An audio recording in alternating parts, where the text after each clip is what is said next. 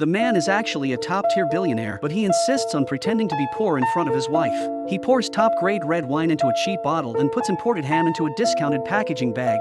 Hearing his wife coming back, he immediately takes off his designer suit. Just the day before yesterday, he was an ordinary man, and his wife despised his poverty and wanted a divorce. But yesterday, he won a lottery worth $200 million. However, the lawyer advised him not to get too excited. If they divorced now, he'd have to give half of the money to his wife. The man definitely didn't want that, so he started living a life of pretending to be poor. He secretly went to a clothing store and spent $200,000 on a suit and another $300,000 on a Rolex.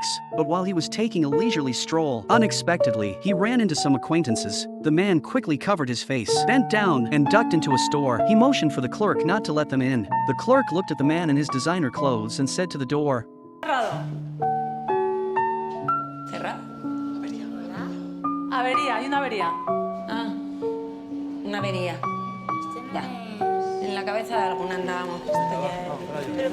When he got home, the man immediately put the luxury goods he bought into the warehouse and poured the high-end food into cheap packaging. His wife wanted to introduce him to work at her supermarket. To avoid suspicion, the man had no choice but to agree. So he was an ordinary delivery man during the day and a top-tier billionaire at night. One day, his in-laws came to visit. His wife took out that $5 bottle of red wine. The man panicked and quickly said there was better wine at home. His father-in-law didn't believe it and said, Coño, ¿Qué pasa? ¿este vino qué? ¿Pero qué?